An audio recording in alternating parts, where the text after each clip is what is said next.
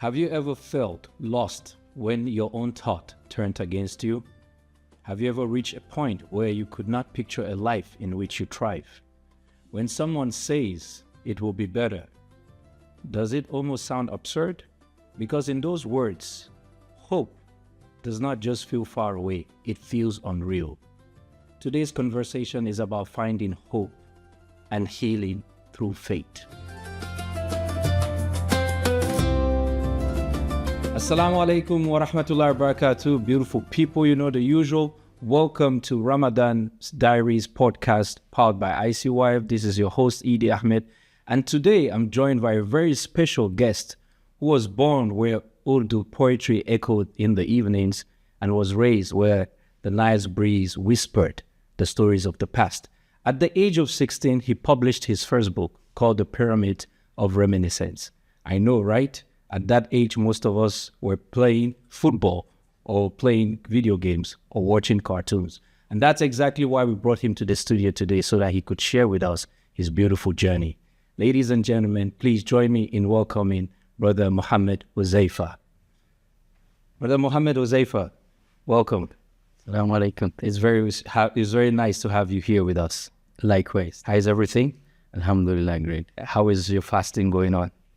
Awesome, but sometimes it gets difficult, but it always strengthens the iman and it makes us better people. Alhamdulillah, but I think here it's a bit easier because of the weather. It's very cold right now. Yeah, fortunately, we came across Ramazans that were in winters, and I think in the next decade, it's going to be the same difficult Ramazans again, so we should make the best of it. Inshallah. So, brother, please tell us, who is Muhammad Huzaifa?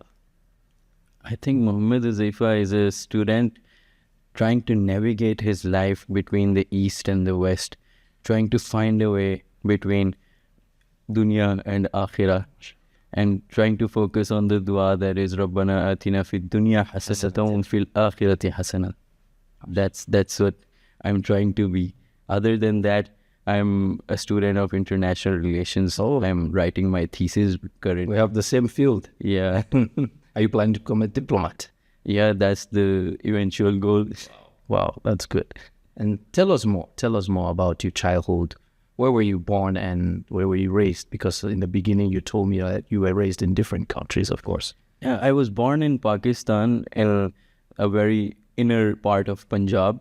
And afterwards, since my father is a professor, he got an assignment to teach in one of the oldest universities of the Islamic history, Al-Azhar University.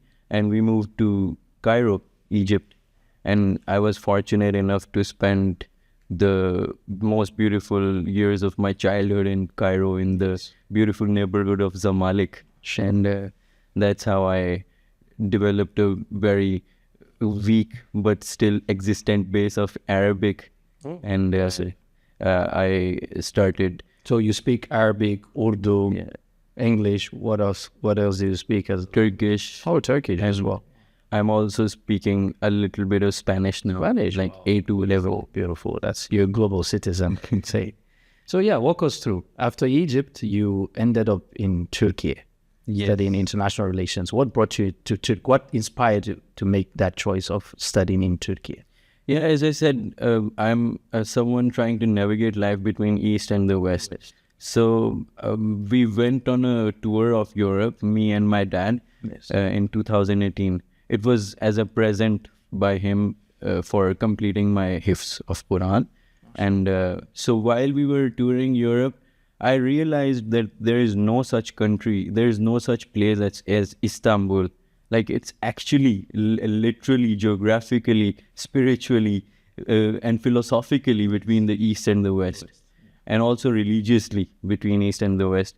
Like, you have everything, every kind of... all in one. Exactly. So I thought, like, what would be better than pursuing my education in this beautiful city? Absolutely. It's a beautiful city. One cannot deny that. So, brother, at the age of 16, most of us go through a lot. And, you know, it's a time where even we cross that age of puberty. We're still trying to figure out what's going on in our lives, you know. And some are still growing up. Yet, you published a very interesting book, A Pyramid of Reminiscence. At that age, what inspired you to draft such a lovely book? I believe it was mainly the fear of losing beautiful memories. That's why I named it A Pyramid of Reminiscences. Yes. I just wanted to preserve the beautiful childhood that I once had. And as a growing up teenager, I always thought about time going by and, Yes. getting lost in the eternity of oblivion and the fact that we are never going to get back to this place again. So I just wanted to preserve it in my own way. And as a 16-year-old guy... Exactly. At 16, I was busy playing video games, man. I didn't think of writing a book at that time. It's very inspirational. So tell me more. In this journey of self-reflection, what truly moved you? I believe it was the self-awareness a child can come across. Obviously, it's not very philosophically deep, but still it's a small magnitude of self-awareness. And I realized that as a human being, I wanted to leave a mark, which I still haven't been able to do. But at least I got a big, an eventual goal. This is a genuine purpose. Yeah. It's very nice. So tell me, at one point in your life, have you ever been in a place or maybe a period of your lifetime where something just clicked inside you and you told yourself, I need to understand myself better? Exactly, yeah. It was like 2 years ago when, as an international student, far away from home, we face a lot of challenges. Yeah, a lot of coping with new norms. Yeah, exactly. Like there's no support from the parents. There's no one you can rely on or someone who can console you. So you have to make a living by yourself. But you're a child at the end of the day. So I was, having the international student depression, and I think most of us felt that at one point in our lives. Yeah, because close to the graduation in the final year, you start seeing the real life come at you. Exactly. Throw itself at you. And that's what I was going through, and I was quite depressed. And one fine morning in Jummah, I just went to the mosque and I was listening to the Imam giving the khutbah, and he quoted this ayah from Surah Al-Zumar. I think it's the 53rd ayah. قُلْ يَا عِبَادِيَ الَّذِينَ أَسْرَفُوا عَلَىٰ أَنفُسِهِمْ لَا تَقْنَطُوا مِنْ رَحْمَةِ اللَّهِ. Like it means that say to the people who have transgressed upon themselves, don't lose hope in the mercy of Allah. Masha. I heard this ayah and it just clicked in me. It just changed me forever. So suddenly it just changed you at that moment. Yeah, because what did you feel? Was they like, I don't know, it's not a movie, but did you see light coming through, or you just felt different after that, like with peace, you were at peace with yourself? What I felt was that the creator, the owner, the guardian of this universe, all these planets and galaxies, he is listening to me. He knows what's in my heart, and he's talking to me so directly. Like I just believed it was direct communication, and that's what really changed me, like inside, and it touched my heart. And I just decided, and I reached this conclusion that I have to do something that helps me in this world and the next, that makes my creator happy from me, satisfied from me. And I need to spend a life that is in the footsteps of the Prophet, peace be upon him, in one way or another. But of course, as someone trying to navigate life between East and the West, it's very difficult. Yeah, I know it's difficult between navigating different cultures, between your studies, your passions, your hobbies. It's not always easy, right? Yeah, it's very difficult. But I trust you. I mean, publishing a book at 16 years old just tells us how smart you are, mashallah. Yeah, but the problem is you try to discover yourself more and more, because it becomes a hobby in itself to learn new things and try new things, because you're in a new country, another country far away, and you're all it's a constant process of discovery and self-discovery. So what happens is you find yourself sometimes playing music, sometimes learning a new language, sometimes writing something that's completely unrelated to you. So, sometimes there's this thing, the quote that hits, jack of all trades, master of none. Yeah. And then there's this realization, I don't want to be a master of none.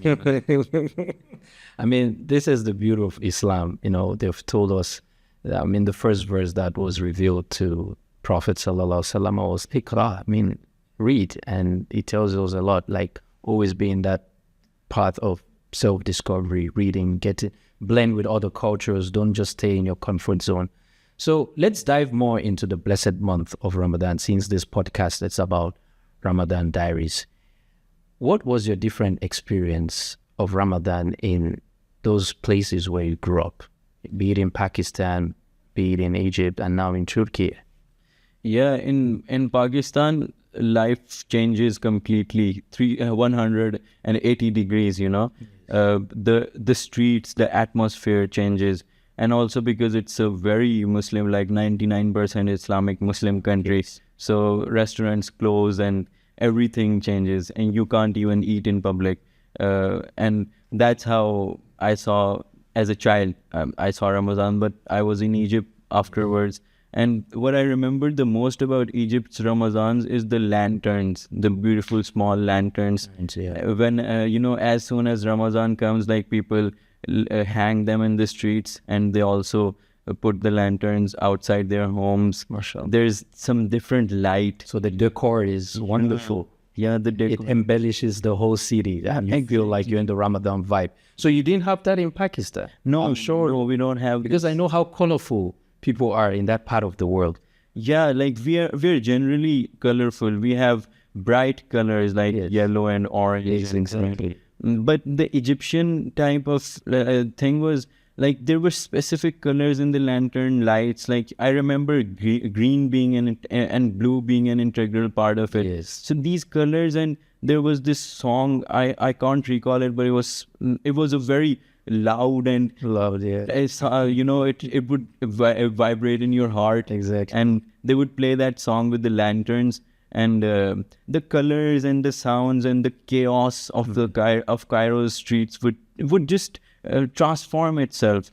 I think I would love to witness this, because even my own father stayed in Egypt for about 3 or 4 years, and he told me Ramadan was also among his best time of the year in Egypt. It was so lively, and I think you guys are making us jealous. We need to also witness Ramadan in this part of the world.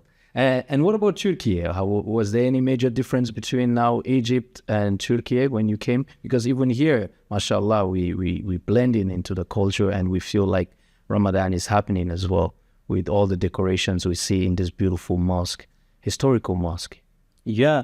The most beautiful thing about Turkey's Ramadan is people passionately going to the mosques for praying Taraweeh. And since not every mosque has as they call Hatimli Taraweeh, people are trying to make sure they go to Shehzade Jami or Mihrima Sultan Jami in Uskudar, where they are going to recite complete Quran and the Taraweeh throughout the month. And you go to those mosques and you see overflow. You see people praying on the streets, and they are running out of the prayer mats, and it's so beautiful. And also, like, what touched me was during the Taraweeh, they recite this salawat, Allahumma salli ala. So I think it's very specific to the Turkish culture, the Ottoman culture, that they recite these things. Like we don't have this in Pakistan. We recite another dua, which ends with Ya Mujiru, Ya Mujiru, Ya Mujir. But in Turkey, it's different, and all of them recite it loudly, together. So it's beautiful. No, that's wonderful, and that's the beauty of discovering new places, what people feel. But at the end of the day, I always have the feeling, each time we go to a new country, Ramadan, there is that commonalities we have, especially around iftar time and also during Taraweeh prayers. So before we skip to the next question, how are your iftars here? How do you manage between studies, because you're far from home, and I guess you're not yet married, right? Yes. So how do you manage? What's your iftar about? Do you buy food outside? Do you breakfast with friends? What's it? It's usually, since we are living with I'm living with my friends and we're sharing a house. Yes. So we try to make it as Pakistani, South Asian as possible. We have specific things cooked in Ramadan, like there's something called pakoras, samosas. Samosa. Yeah. I know samosa. And then we make this fruit chaat. So we're trying to get that vibe of Ramadan. But it's not easy to have iftar at home every day. Yes. So and for me, like being a hafiz, we have to do the tarawih, because as a Pakistani, every hafiz feels the urge to recite all the Quran. Absolutely. Yeah. So in Ramadan in our country, there are more huffaz, less mosques. So people are always praying tarawih in their homes. So we do it here in our home as well. And my housemate is also a hafiz. So we do it together. That's like perfect. 15 Jews him and 15. One of the best friendship. This is very good. So throughout the day of fasting, we are trying to rush, and it's a marathon. Like it's not just fasting. You have to prepare the juz you're gonna recite in the tarawih, and then as soon as the iftar ends, there's no time left. There's no time. Yeah, there's a very small bracket of time, and you have to prepare everything. You have to optimize your time in this blessed month. But it's a beautiful discovery, beautiful thing to do during Ramadan. So let's have a little bit of fun before we wrap up the session. We want to know more about you. I call this the Ramadan quiz. Just to know more of, Mohammed Huzaifa, other than being the Hafiz, an author, and an IR student. So are you a suhoor person or iftar? I'm a suhoor person. Suhoor person, not iftar. That's surprising. Home cooked iftar or iftar at the mosque? Oh, that's a difficult one. I know, right? It depends on how you are as a person. Some people, they prefer being isolated, so they prefer home cooked iftar. Some people love to break their fast in communities with other people. I would prefer iftar in the mosques, because as soon as you end the iftar, you stand up for the prayer. Yeah, that's true. And you don't even feel hungry. That's true. And it's not even sufficient iftar. Like you don't eat a lot of stuff. Very true. And dates first or water first? Dates, yeah. Like most people. Yeah. Chicken biryani or tandoori? Oh, both are good. Chicken biryani. You prefer chicken biryani. And last but not the least, long tarawih or short but focused tarawih? Oh, long tarawih, that is not just a long tarawih. It's a tarawih where the imam feels what he's reciting. He's reciting, yeah. And it happens in... It's a tricky question. That's why I decided to ask you about that. Oh, thank you. So we know a little bit more about yourself and your preferences. So, Brother Huzaifa, if one of your friends was scrolling on Instagram or Facebook and he sees this video, how will you convince him to continue watching this episode? I would just say this is something you can completely relate to, as us being Gen Zers and young adults, we are all going through the same struggle. And I'm just sharing my own struggle of, again, navigating through the dunya and akhirah. And I think it would be something more relatable, and you might get some inspiration, but I don't know. So just if now there's a 19-year-old boy watching this video and he's far away from his family, what will you advise him during this holy month of Ramadan, how to overcome certain challenges he might be facing? This reminds me of a poem from Urdu, yes, which goes like, you should enjoy life. You should go to the parks and see the beautiful trees, and you should hike the mountains, and you should ride on the balloons and stuff. Yes. But remember this advice from this old man, which is that Allah ko aur apni hakikat ko na bhulo. It ends like this, which means just don't forget Allah and your reality in whatever you do. So do everything, enjoy life, live the best, but don't forget your reality. Don't forget where you come from and where you're gonna go. Exactly. Well, okay. So before we wrap up, I noticed you came in here with a interesting instrument, the bağlama, which is a Turkish traditional instrument, string instrument. I would like to know, why did you learn playing that? How did you learn it? Because this is not something that is common in your culture. And please, maybe after this, you could give us maybe a 1 minute, performance. That would be very nice. Yeah, I would happily. And how I learned it was again a process. It was a small part of the process of self-discovery, and I was in a new country, a new culture, and I was learning a new language. So I thought, why not learn something that is deeply into the culture of this country, something that makes me more connected to their culture than their normal a man from the streets. So I decided I would just learn this beautiful instrument, and it would always touch me, the sound of it. I remember there was this this politician, Ibrahim Kalın. Yes. Back then he was I think he was the minister of I don't remember, but Spokesperson? yeah, he was the spokesperson to the president, and Yes. I would be inspired by, like, that guy is so eloquent, and at the same time he's intelligent as he's playing the bağlama, and he has his own songs, and he's giving performances, and that's where I got the inspiration. And I was like, I'm also an aspiring diplomat, and I aspire to be eloquent, so I need to learn this instrument. Yeah, that's very good. So we're looking forward to hear if you could play us maybe something before we close the session. Yeah, why not? I think, I believe what I'm going to play now is a war anthem from the Ottoman times. It's the Plevne Marşı, and it's talking about how Gazi Osman Pasha was heroically fighting on the frontiers for the Ottoman Empire. Inshallah. All right. You have the floor, please.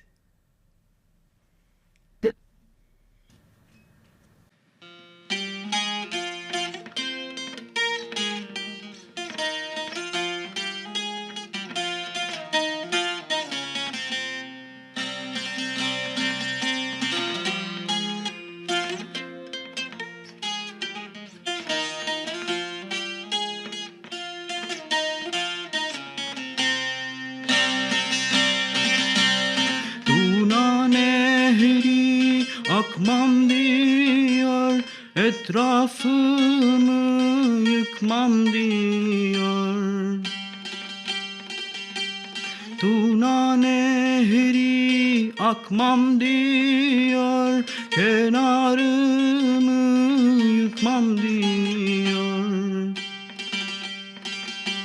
Şanı büyük Osman Paşa, Plevne'den çıkmam diyor. Şanı büyük Osman Paşa, Plevne'den çıkmam diyor.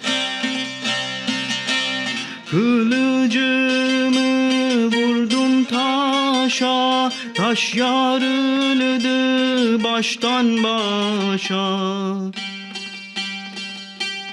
Kılıcımı vurdum taşa, taş yarıldı baştan başa.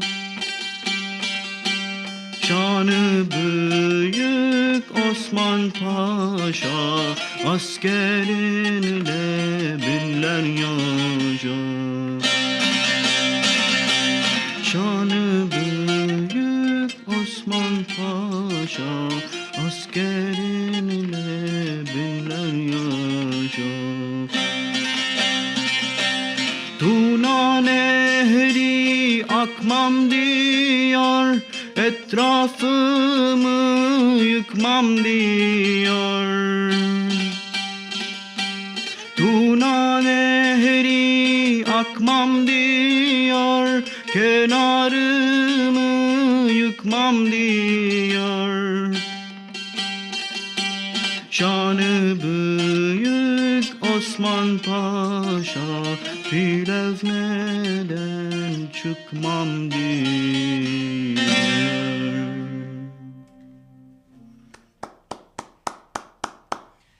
Thank you very much for that melodious performance, Brother Huzaifa. You're very gifted.